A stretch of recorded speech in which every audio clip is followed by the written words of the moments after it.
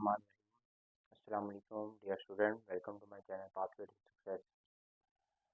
जैसे कि हमने चैप्टर फार्माकोलॉजी 2 का चैप्टर 1 स्टार्ट किया हुआ है। तो लास्ट टाइम हमने उसके अंदर ग्रोथ हार्मोन यानी पिट्यूटरी ग्लैंड का पहला हार्मोन को डिस्कस किया था। आज हम उससे ऑनवर्ड स्टार्ट करने जा रहे हैं। तो आज जो हमारे पास जो हार्मोन है वो प्रोलैक्टिन है। तो ये भी इंटीरियर पिट्यूटरी ग्लैंड के रूप से रिलीज आउट हो रहा होता है। तो आज हम इसकी फिजियोलॉजिकल फंक्शन बेसिकली पहले पढ़ेंगे, और उसके बाद उसके रिलेटेड जो भी एगोनिस्ट के तौर पे या एंटागोनिस्ट के तौर पे जो ड्रग इस्तेमाल की जा रही है उनके बारे में पढ़ रहे होंगे। तो आज ये भी मतलब प्रोलैक्टिन एक छोटा सा टॉपिक है, तो उसके बाद हम फर्दर भी इंटीरियर पिट्यूटरी ग्लैंड के हार्मोन को डिस्कस करेंगे। कोशिश करेंगे इंटीरियर पिट्यूटरी ग्लैंड के जो हार्मोन हमने मेन जो डिस्कस करने हैं वो आज ही कंप्लीट करें। तो हम डायरेक्ट स्टार्ट मतलब अपने टॉपिक को देखते हैं। तो प्रोलैक्टिन के बारे में सबसे पहले तो ये बात है कि प्रोलैक्टिन जो है ना 199 अमाइनो एसिड से मिलके बना होता है। तो इसका जो है ना जो अमाइनो एसिड एक सिंगल चेन पेप्टाइड की फॉर्म में अटैच होते हैं, यानी सिंगल चेन पॉलीपेप्टाइड चेन से मिलके बना होता है।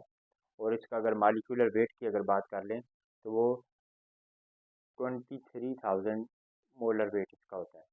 तो ये बेसिकली इसका इंट्रोडक्शन था। उसके बाद अगर इसके फिजियोलॉजिकल फंक्शन को देखें तो जब हम प्रोलैक्टिन की स्टिमुलेशन हो जाती है, जब इसकी स्टिमुलेट करवा रहे होते हैं या नेचुरली तौर पे जब इसकी प्रोडक्शन होती है, तो उसके साथ साथ प्राइमरी यानी इसकी स्टिमुलस के साथ साथ प्रोलैक्टिन तो रिलीज होना ही है, साथ साथ एस्ट्रोजन है, प्रोजेस्टेरोन है और अदर कुछ हार्मोन है जो कि रिलीज आउट हो रहते हैं। जब ये कॉम्बिनेशन की फॉर्म में यानी एक से ज़्यादा जब ये रिलीज आउट हो रहे होते हैं, तो फिर ये growth and development of breast in pregnancy, तो इस स्पेसिफिक कंडीशन के अंदर ये ब्रेस्ट की जो है ना डेवलपमेंट और ग्रो करवा देते हैं। और उसके बाद promote the proliferation of distal and acinar cell in the breast, तो ये जो है ना उसके अंदर प्लोरिफिकेशन ला रहे होते हैं, जिसकी वजह से जब ये प्लोरिफिकेट हो रहे होते हैं तो फिर ये मिल्क प्रोटीन और लैक्टोज इसकी प्रोडक्शन करवाना शुरू होगी। इसकी कंसंट्रेशन जब बढ़ेगी तो ऑटोमेटिकली जो मिल्क की सिक्रीशन है ये इंक्रीज हो जाएगी। तो प्रोलैक्टिन का काम यही होता है कि मिल्क की सिक्रीशन को इन्हेंस करना होता है, बढ़ाना होता है। और उसके बाद प्रोलैक्टिन जो है ये गोनाडोट्रोपिन हार्मोन इसकी रिलीज को इनहिबिट कर रहा होता है। ठीक है, और उसके बाद अगर ये कंटिन्यूसली इस प्रोलैक्टिन का लेवल इंक्रीज हो जाए, high level of prolactin during the breast feeding, तो लैक्टिमल एमिनोरिया और डिक्रीज ओवुलेशन एंड इनफर्टिलिटी का प्रॉब्लम देखने को मिल सकते हैं। तो यही चीज़ें यही प्रॉब्लम जो है ना हम एज ए एडवर्स फैक्ट के तौर पे भी देख रहे होंगे, क्योंकि इनका मसलसली यानी कंटिन्यूसली अगर इसका लेवल ज़्यादा है तो उस कंडीशन के अंदर तो ये एमिनोरिया हो सकता है, डिक्रीज ओवुलेशन प्रोसेस हो सकता है और इनफर्टिलिटी का प्रोसेस ये इनफर्टिलिटी की कंडीशन भी प्रोड्यूस हो सकती है। और इसी तरीके से अगर इसको हम इसके रेगुलेशन को देखें यानी इसके रिलीज को देखें, तो ये बेसिकली इसकी रेगुलेशन वही मैकेनिज्म हमने जो पढ़ा था, हाइपोथैलेमस डिटेक्ट करेगा इसकी कंसंट्रेशन कम होगी या ज़्यादा होगी, तो उसके मुताबिक फिर उसके जो पिट्यूटरी ग्लैंड के लोग हैं वो स्टिमुलेट होगा और उसके बाद इसकी रिलीज या डिक्रीज होना शुरू हो जाएगा। तो बेसिकली इसकी जो रेगुलेशन है वो डोपामीन कंसंट्रेशन के ऊपर डिपेंड कर रहा होता है। यानी डोपामीन की कंसंट्रेशन बढ़ेगी तो प्रोलैक्टिन जो है ना उस हिसाब से, यानी एक दूसरे के वाइस वर्सा है। अगर डोपामीन बढ़ रही है तो प्रोलैक्टिन कम हो रही है, प्रोलैक्टिन बढ़ रही है तो डोपामीन कम हो रही होगी। तो अब हम क्या करेंगे कि जब हम हमारी बॉडी को प्रोलैक्टिन की ज़्यादा ज़रूरत होगी तो इसको जो है ना हम क्या कर रहे होंगे, यानी इससे रेगुलेट कर रहे होते हैं, यानी इससे के कम ज़्यादा होने की वजह से प्रोलैक्टिन की रिलीज को देखा जा सकता है। और जब ओवर प्रोडक्शन हो रही होती है तो फिर हम क्या करते हैं, डोपामीन की रिलीज को इनहिबिट करवा देते हैं, कम करवा देते हैं, जिसकी वजह से प्रोलैक्टिन दोबारा अपने नॉर्मल लेवल की तरफ आना शुरू हो जाता है। और उसके बाद आगे बात फिजियोपैथोफिजियोलॉजी का इसका रोल देखें तो एडवर्स इफेक्ट के तौर पर भी इसको देख सकते हैं। एमिनोरिया काज कर रहता है, इनफर्टिलिटी इन फीमेल, और मेल की अगर बात कर ले तो ये loss of libido and infertility का प्रॉब्लम काज कर रहा होता है। तो कोई भी हार्मोन हमारे बॉडी के अंदर जो प्रोड्यूस हो रहे हैं, इनकी कंसंट्रेशन कम होगी या नॉर्मल से ज़्यादा हो जाएगी, तो आपको पहले ही लेक्चर में मैंने बताया था कि इसका डिसऑर्डर यानी कोई ना कोई डिस्टर्ब यानी उसके रिलेटेड जो भी एक्शन होंगे, फंक्शन परफॉर्म हो रहे होंगे, वो डिस्टर्ब होना शुरू हो जाएंगे। तो इसलिए इनकी जो कंसंट्रेशन है वो नॉर्मल रेंज के अंदर होगी, तो हमारा बॉडी सिस्टम अच्छे तरीके से काम कर रहा होगा। तो यहाँ तक इसके फिजियोलॉजी का फंक्शन हमने देखे हैं। आगे नेक्स्ट स्लाइड के अंदर हम इसके जो एज ए इनहिबिटर के तौर पर ड्रग इस्तेमाल हो रही हैं, एज ए एंटागोनिस्ट के तौर पर इस्तेमाल हो रही हैं, उनको देख रहे होंगे। और कुछ इसके बेसिकली यानी फार्माकोलॉजिकल यूजेज और एडवर्स इफेक्ट को भी देख लेते हैं। जो है ना प्रोलैक्टिन जो है ना इनहिबिटर के तौर पर जो ड्रग इस्तेमाल होती हैं, उनके बारे में पढ़ते हैं।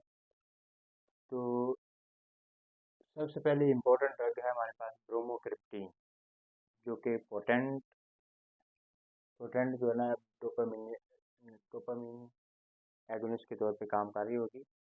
यानी डोपामिन का लेवल इंक्रीज होगा तो प्रोलैक्टिन कम होगी। मैंने आपको पहले भी बताया कि वाइस वर्सा के तौर पे होते हैं इनकी कंसंट्रेशन। डोपामिन का लेवल इंक्रीज होगा तो प्रोलैक्टिन जो है ना डिक्रीज हो जाएगी। और इसी तरीके से अगर हम इसकी प्रोडक्शन करवाना चाह रहे हैं तो फिर हम क्या करेंगे, इसकी कंसंट्रेशन डोपामिन की कंसंट्रेशन को कम कर देंगे, प्रोलैक्टिन की रिलीज जो है ना इसकी कंसंट्रेशन ऑटोमेटिकली इंक्रीज हो जाएगी। तो ब्रोमोक्रिप्टिन जो है ये सिंथेटिक अर्गट डेरिवेटिव के तौर पे इस्तेमाल होती है। और 2 ब्रोमो अल्फा अर्गोक्रिप्टिन जो है ना ये पोटेंट डोपामिन एगोनिस्ट के तौर पे ड्रग इस्तेमाल होती है। तो इसके कुछ फार्माकोलॉजिकल एक्शन हम देख लेते हैं कि जैसे ही जो है प्रोलैक्टिन की कंसंट्रेशन कम होगी, इसका रिलीज जैसे ही कम होगा, तो इसके साथ साथ क्या होगा कि ये पैट्यूटरी ग्लैंड और स्ट्रॉन्ग एंटी गैलेक्टोपोएटिक प्रोसेस का करेगा। तो इसकी वजह से प्रोलैक्टिन की जब प्रोडक्शन कम हो रही है, तो इसका मतलब है एंटी गैलेक्टोपोएटिक का मतलब ये है कि मिल्क प्रोटीन की प्रोडक्शन जो पहले इंक्रीज हुई थी वो कम हो जाएगी, तो ओवरऑल जो है मिल्क की सिक्रीशन कम हो जाएगी। और उसके बाद it has a levodopa like action in CNS. तो ये एंटी पार्किंसन डिजीज के अंदर भी हम इसको इस्तेमाल करवा रहे होते हैं, क्योंकि वहाँ पे भी सेरोटोनिन और डोपामिन के लेवल यानी उसकी कंसंट्रेशन में कमी या बेसी कमी की वजह से यानी उनका इम्बैलेंस होने की वजह से पार्किंसन का कंडीशन प्रोड्यूस होती है। तो इस कंडीशन के अंदर भी इसको इस्तेमाल किया जा सकता है, या बिहेवियरल चेंजेस आ रही होती हैं तो उनके अगेंस्ट भी हम इसको इस्तेमाल करते हैं। तो इसीलिए ये एज ए लीवोडोपा के तौर पे काम कर रही होती है। उसके बाद ये stimulate the dopaminergic receptor in the CTG chemo chemo receptor zone जो है ना इसके अगेंस्ट इसको स्टिमुलेट करवाती है। तो आपको पता है जैसे ही सीटीजी सेंटर इनके जो है ना स्टिमुलेट होता है तो नोजिया वॉमिटिंग की कंडीशन प्रोड्यूस होती है। तो इसके स्टिमुलेट होने की वजह से nausea vomiting as a adverse effect के तौर पे भी आप देखने को मतलब आपको देखने को मिल रहा होगा, क्योंकि इस दौरान जो है ना डोपामिनर्जिक रिसेप्टर जैसे ही, क्योंकि हम इसके अंदर यही पढ़ रहे हैं ना कि डोपामिन की कंसंट्रेशन या तो कम या ज़्यादा कर रहे हैं, जिसकी वजह से उसके प्रोलैक्टिन की रिलीज या इनहिबिशन जो है ना उस कंट्रोल की जा रही होती है। तो इसकी वजह से जैसे ही डोपामिनर्जिक रिसेप्टर के ऊपर कोई भी ड्रग जाके बाइंड होगी, तो फिर क्या होगा कि ये सीटीजी सेंटर जो है ये स्टिमुलेट होगा, जिसकी वजह से नोजिया वॉमिटिंग प्रोसेस प्रोड्यूस हो सकता है। उसके बाद क्या होगा कि ये जीआईटी की जो है ना मोटिलिटी को डिक्रीज कर देती है। जीआईटी की मोटिलिटी जितनी डिक्रीज होगी तो उसकी वजह से कॉन्स्टिपेशन यानी गैस्ट्रिक एम्पटिंग टाइम जितना डिले हो जाएगा, जितना कम हो जाएगा, कॉन्स्टिपेशन की कंडीशन प्रोड्यूस हो जाएगी। तो ये चंद किसके हमने देखे हैं जो कि प्रोलैक्टिन इनहिबिटर के तौर पर ड्रग इस्तेमाल हो रही होती है, उनके एक्शन देखे हैं। अब इसके यूजेस क्या है, किस किस कंडीशन के अंदर इसको हम इस्तेमाल करवा रहे होते हैं। तो हाइपर प्रोलैक्टिनीमिया यानी जब इससे मिल्क प्रोडक्शन की ज़्यादा, यानी मिल्क प्रोटीन जो होती है ये ज़्यादा होती है, या प्रोलैक्टिन की प्रोडक्शन ज़्यादा हो रही होती है, तो उस वक्त इस कंडीशन के अंदर हम इस्तेमाल करवा सकते हैं, क्योंकि ये आपको पता है कि एज ए इनहिबिटर के तौर पे काम कर रहा होता है। और उसके बाद एक्रोमेगैली के अंदर कंडीशन, इस कंडीशन के अंदर हम क्या कर रहे होते हैं, इसको इस्तेमाल कर रहे होते हैं, क्योंकि इसके अंदर इसने ग्रोथ हार्मोन की प्रोडक्शन करवाना शुरू कर देनी। जैसे प्रोलैक्टिन जो है ना इसका रिलीज कम हो जाएगा, ग्रोथ हार्मोन इंक्रीज होगा, तो जैसे ग्रोथ हार्मोन इंक्रीज होगा तो एक्रोमेगैली की जो कंडीशन प्रोड्यूस हुई थी वो ऑटोमेटिकली ट्रीटमेंट, यानी उसका ट्रीटमेंट हो जाएगा। उसके बाद आ गया पार्किंसन डिजीज। ये आपको हमने पहले भी मतलब उसके एक्शन में भी पढ़ लिया था कि ये लीवोडोपा की तरह इसका एक्शन होता है। तो इसमें क्या होता है, हायर डोज रिक्वायर्ड होती है। इसी वजह से फिर जो है ना सेरोटोनिन और डोपामिन का लेवल एक दूसरे के साथ बैलेंस में आ जाता है। तो ये जो है ना तीन मेजर इसके यूजेस थे। अब इसके जो है ना एडवर्स इफेक्ट को देखें तो ये नोजिया, वोमिटिंग, कॉन्स्टिपेशन है, नेजल ब्लॉकेज हो जाती है, उसका बिहेवियर चेंजेस आ रही होती है। और उसके बाद मेंटल जो है ना कन्फ्यूजन, हेलुसिनेशन, साइकोसिस की फार्मी कंडीशन होती है। तो ये जो है ना ज़्यादातर जिस तरह लीवोडोपा के एडवर्स इफेक्ट देख रहे हो तो ये सारे मेंटल कन्फ्यूजन वगैरह और बिहेवियर चेंजेस आ रही होती हैं, हेलुसिनेशन, ये सारे के सारे जो है ना सीएनएस से रिलेटेड प्रॉब्लम प्रोड्यूस हो रहे थे एज ए एडवर्स इफेक्ट के। तो पहले हमने प्रोलैक्टिन पढ़ा था, तो उसके नेक्स्ट हमारे पास गोनाडोट्रोपिन हार्मोन है। तो आज हमारा इंटीरियर पिट्यूटरी ग्लैंड का लास्ट लेक्चर होगा। उसके बाद नेक्स्ट हम थायराइड की तरफ देखेंगे। तो गोनाडोट्रोपिन हार्मोन में बेसिकली दो तरह के हार्मोन पाए जाते हैं, जिसके अंदर ल्यूटिनाइजिंग हार्मोन है यानी एलएच है, और एफएसएच है। ये दोनों हार्मोन जो है ना इकट्ठे रिलीज हो रहे होते हैं। तो ये इंटीरियर पिट्यूटरी ग्लैंड के हार्मोन है और मोस्ट इम्पोर्टेंट हार्मोन है। तो इनका बेसिकली फंक्शन क्या होता है कि ये प्रमोट द गेमेटोजेनेसिस, यानी गैमेट्स वगैरह को उसकी प्रोडक्शन करवाना होता है उसका काम। और दूसरा मेन क्या होता है कि इसने गोनाडल ट्रॉफिक हार्मोन, जो अदर गोनेड्स के रिलेटेड जो भी हार्मोन है उनकी सिक्रेशन को भी साथ साथ प्रमोट करवाना होता है। तो उसके बाद बेसिकली हम इनको वन बाई वन के फंक्शन को अलग अलग देख लें। सबसे पहले है ल्यूटिनाइजिंग एफएसएच है, यानी फॉलिकल स्टिमुलेटिंग हार्मोन है। इसको देखते हैं। तो ये फीमेल के अंदर इंड्यूस द फॉलिकुलर ग्रोथ, तो ये फॉलिकल्स वगैरह की ग्रोथ करवा रहा होता है। और उसके साथ साथ ये जो है ना ओवम की भी डेवलपमेंट करवाता है। और तीसरा इसका फंक्शन ये होता है कि इसने साथ साथ एस्ट्रोजन की प्रोडक्शन करवानी होती है, जो कि फीमेल का प्राइमरी सेक्स हार्मोन जो है ना कंसिडर किया जाता है। तो उसकी रिलीज को भी साथ साथ प्रमोट करवा रहा होता है। और अगर मेल के अंदर इसको देखें तो ये स्पर्मेटोजेनेसिस को प्रमोट करता है, यानी उसको सपोर्ट कर रहा होता है स्पर्म के प्रोडक्शन के अंदर। और उसके बाद ट्रॉफिक इन्फ्लुएंस ऑफ सेमिनेफ्रियस ट्यूब्यूल्स के अंदर ये जो है ना सपोर्ट करे, ये इन्वॉल्व होता है। और साथ साथ ये जो है ना ओवियन और टेस्टिकुलर एट्रोफी काज करवाता है, जब इसका एफएसएच का नॉर्मल लेवल से भी कम कंसंट्रेशन रह जाती है, तो तब ये ओवियन और टेस्टिकुलर एट्रोफी काज करवाती है। तो ये चंद एक पॉइंट इसके एफएसएच के रिलेटेड थे। अब हम एलएच यानी ल्यूटिनाइजिंग हार्मोन की अगर बात कर लें, तो इसके अंदर क्या होता है कि ये induce a pre ovulatory swelling of follicles. तो फॉलिकल्स की जो है ना ये टाइम से पहले यूनिट को फॉलिकल के अंदर स्वेलिंग वगैरह प्रोड्यूस कर देते हैं। और इसी तरीके से ओवुलेशन का टाइम ड्यूरेशन जो है ना इन इसके प्रोसेस को इंक्रीज करवा दिया जाता है। तो जब इंक्रीज हो जाता है उसके बाद यूटिलाइजेशन ऑफ रैप्चर फॉलिकल्स, तो फॉलिकल की ज़्यादा रैप्चर हो जाता है और sustain the corpus luteum for next जो है ना मेस्ट्रुअल साइकिल तक जो है ना इसको मेंटेन करके रखता है, सस्टेन करके रखता है। उसके बाद एफएसएच जो रिलीज कर रहा था वो एस्ट्रोजन था। तो अगर एलएच की फॉर्म में यानी ल्यूटिनाइजिंग हार्मोन को अगर देखेंगे तो ये साथ साथ जो है ना प्रोजेस्टेरोन को रिलीज करवा रहा होता है with the influence of luteinizing hormone. जैसे ही ल्यूटिनाइजिंग हार्मोन की प्रोडक्शन स्टार्ट होती है, फ़ौरन जो है ना प्रोजेस्टेरोन भी जो है ना रिलीज होना शुरू हो जाता है। और अगर मेल के अंदर देखें तो ये टेस्टोस्टेरोन को रिलीज करवा रहा होता है, यानी उसको उसकी सिक्रेशन को प्रमोट करता है, स्टिमुलेट करवाता है। और अगर ये दोनों यानी गोनाडोट्रोपिन हार्मोन की अगर रिलीज इनकी प्रोडक्शन एक नॉर्मल लेवल से ज़्यादा ओवर प्रोडक्शन हो जाए तो ये जो है ना फीमेल के अंदर पीसीओएस जो है ना ये प्रॉब्लम भी काज कर सकता है, यानी पॉलीसिस्टिक ओवरी सिंड्रोम, तो ये काज करवाता है। तो बेसिकली आज हमने इसके फिजियोलॉजिकल फंक्शन पढ़े यानी इस स्लाइड के अंदर, और नेक्स्ट के अंदर हम इसके चंद यूजेस और इसके रिलेटेड जो भी ड्रग इस्तेमाल की जा रही होती है उनके बारे में पढ़ते हैं। आगे जो है ना नेक्स्ट हम गोनाडोट्रोपिन हार्मोन के यूजेस और एडवर्स इफेक्ट को देखते हैं। तो ये हमारा gonadotropin hormone pituitary interior pituitary gland का लास्ट हार्मोन होगा, उसके बाद हम नेक्स्ट पढ़ेंगे। तो ये जो एच सी इसका मतलब है ये ह्यूमन क्रायोनिक गोनाडोट्रोपिन है, जो कि जो प्रेग्नेंट वुमेन होती है उसकी यूरिन से जो है ना ड्राइव किया गया है। तो इसके चंद का हम यूजेस देख लेते हैं, किस किस केसेस के अंदर हम इसको हम दे लेते हैं।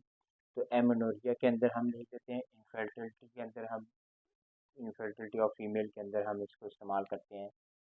तो इसका प्रोटोकॉल क्या होता है कि हमने वन इंजेक्शन जो है ना वन इंजेक्शन ऑफ मिनोटॉपिक हार्मोन, जिसके अंदर ल्यूटिनाइजिंग या एल एच और एफ एस एच दोनों होते हैं, तो इनको हम डेली हम आज हम लगा रहे होंगे एक 10 दिन के लिए, और नेक्स्ट उसके बाद 10,000 यूनिट्स ऑफ एस ये इस्तेमाल कर रहे होंगे। तो इस तरीके से इसका ट्रीटमेंट हम एमेनोरिया या इनफर्टिलिटी के केस में हम कर रहे होते हैं।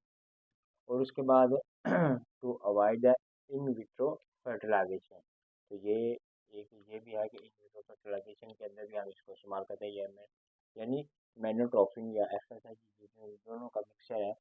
It is use along the gonadotropin releasing hormone, as a agonist के तौर पे भी इस्तेमाल होता है और एज ए एंटागोनिस्ट के तौर पे भी इस्तेमाल किया जा सकता है, to induce the simultaneously maturation of several ova. तो इस तरीके से हम उसको फर्टिलाइजेशन इन विट्रो फर्टिलाइजेशन को अवॉइड यानी प्रिवेंट कर देते हैं। और उसके बाद है मेल हाइपोगोनाडोट्रोफी या हाइपोगोनाडिज्म बोलते हैं, जिसके अंदर ये जो गोनेडल हार्मोन है यानी गोनेड जो प्रोड्यूस हो रहे हैं वो नॉर्मल से कम होते हैं, तो उसको हम प्रमोट करने के लिए उसको स्टिमुलेट करके हम उसकी कंसंट्रेशन को नॉर्मल की तरफ ले आते हैं। तो it is manifested as a delayed puberty, या इसको इम्प्रूव कर रहा था, या डिफेक्टिव स्पर्मेटोजेनेसिस होता है, इसको प्रोड्यूस करता है, जो प्रोड्यूसिंग अलिगोजो अलिगोजो oligozoospermia oligozoospermia and male fertility, इस चीज़ को इम्प्रूव कर रही है। तो ये चंद कि इसके इम्पोर्टेंट पॉइंट थे जो कि यूजेस के तौर पे हम देख रहे होते हैं। उसके बाद इसके चंद के एडवर्स इफेक्ट हैं कि ज़ाहिर है जब ये स्टिमुलेशन काज करवा रही है तो ओवर स्टिमुलेशन से यानी ओवरियन हाइपर स्टिमुलेशन सिंड्रोम ये प्रोड्यूस हो सकता है, पीसीओएस ये प्रोड्यूस हो सकता है, एज एडवर्स इफेक्ट देखने को मिल रहा होता है। और उसके साथ साथ पेन इन लोअर एब्डोमेन, तो ये मुसलसल रहती है फिर पेन, और ओवरी ब्लीडिंग हो सकती है, और शॉक वगैरह ये भी देखने को मिल सकता है। और मल्टीपल प्रेगनेंसी ये भी इसके एडवर्स इफेक्ट के अंदर देखते हैं। और प्रिकॉशियस प्यूबर्टी, ओडीमा एंड रैशेस, ये चंद एक इसके इम्पोर्टेंट एडवर्स इफेक्ट थे। अगर हम इसको लॉन्ग टर्म के लिए इस्तेमाल करवा रहे हैं तो ये चंद के एडवर्स इफेक्ट जो हमने देखे हैं ये देखने को मिल सकते हैं। तो आगे नेक्स्ट हमारे पास थायराइड ग्लैंड होगा, वो इंशाल्लाह नेक्स्ट लेक्चर के अंदर हम देखेंगे। तो यहाँ तक अगर आप लोगों को कोई भी किसी किस्म का क्वेश्चन है तो आप ज़रूर हमसे पूछें, और आपका फीडबैक हमारे लिए इम्पोर्टेंट है। आप बता सकते हैं कि हमारा ये जो एफर्ट है आपके लिए किस हद तक बेहतर मुफीद साबित हो रहा है। तो आप लोगों ने इस चीज़ को बताना है, आप खुद भी इससे फ़ायदा उठाएं, अपने दोस्तों को भी ज़रूर शेयर किया करें ताकि उनका भी फ़ायदा हो जाए। अल्लाह हाफ़िज़।